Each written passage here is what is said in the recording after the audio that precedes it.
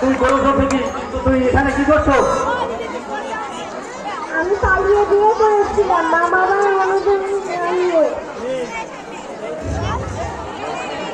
আমি পালিয়ে বিয়ে করেছিলাম, আমার মা বাবা মেনে নেয়নি। তবুও আমার কোনো আপত্তি ছিল না, কারণ আমি ভেবেছিলাম আমি আর আমার স্বামীর সুখে জীবন কাটাবো। কিন্তু আমার স্বামী খুব অত্যাচার করতো আমার উপরে, তাই আমি আর সহ্য করে না পেরে আমি চলে এসেছি। আর এখন আমি কোথায় চলে এসেছো? মালতীপুরে। মানবপুরে তো অনেক জায়গা, অনেক বাড়ি। কোন বাড়িতে এসছো তুমি? মালদ থেকে এসেছি আমি। আল্লাহ থেকে এসেছি। মানবপুরে থাকো কোথায়? আমি মালতীপুরে থাকি, আমার একটা খালাতো ভাইয়ের বাড়ি। আচ্ছা, আর আমি ভালো পায়ে চুরি বিক্রি করে আমার জীবন চালাচ্ছি। আর সকল ভাই বোনদের বলছি, কোনোদিনে পালিয়ে বিয়ে করো না, মা বাবার অনুমতি না নিয়ে হ্যালো বৃদ্ধাশ্রমে পরিমা। এখন এই জিনিসটা প্রচুর দেখা যাচ্ছে। বয়স হয়ে গেলে ছেলেরা তার মা বাবাকে বৃদ্ধাশ্রমে পাঠিয়ে দেয়, তাদেরকে ভরণ পোষণের দায়িত্ব নিতে চায় না। সেই রকম কিছুই হয়েছো। এটা কি জল? তোমার বাড়ি কোথায়? তোমার ছেলে কি করে? আমার ছেলে কোটের উচিত কোটের উচিতে তোমাকে দেখে না? না, আমাকে দেখে না। ছেলের বউ তো ভালো। না, ভালো না। ছেলে বউ ভালো না? হ্যাঁ, তুমি বৃদ্ধাশ্রমে যাচ্ছ? কোন বৃদ্ধাশ্রমে থাকো? বৃদ্ধাশ্রমে তুমি থাকো তো? হ্যাঁ,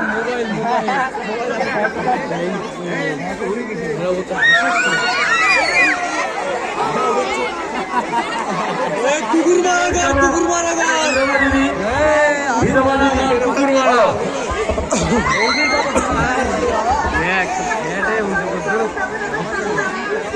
কি করছে?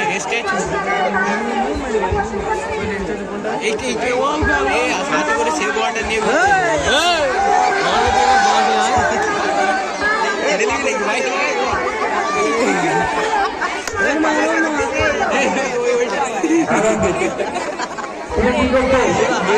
তুমি কি করছো?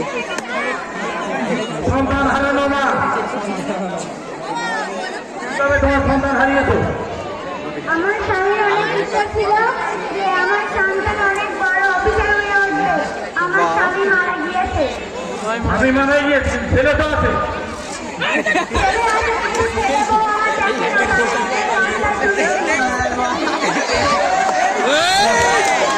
কাছে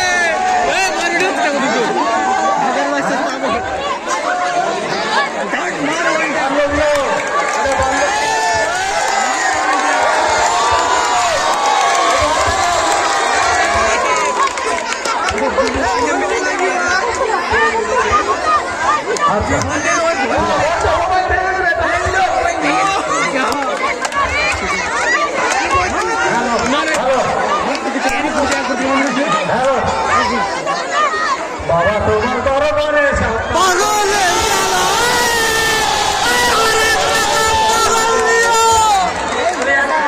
মারছে লাঠি আর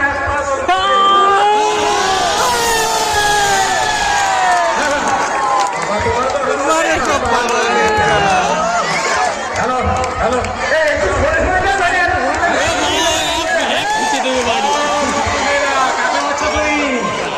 তোমার বাড়ি কোথায়?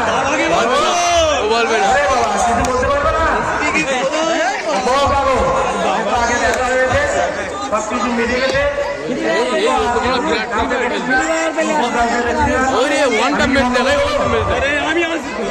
হ্যালো হয়ে গেছে, ঠিক আছে। হ্যাঁ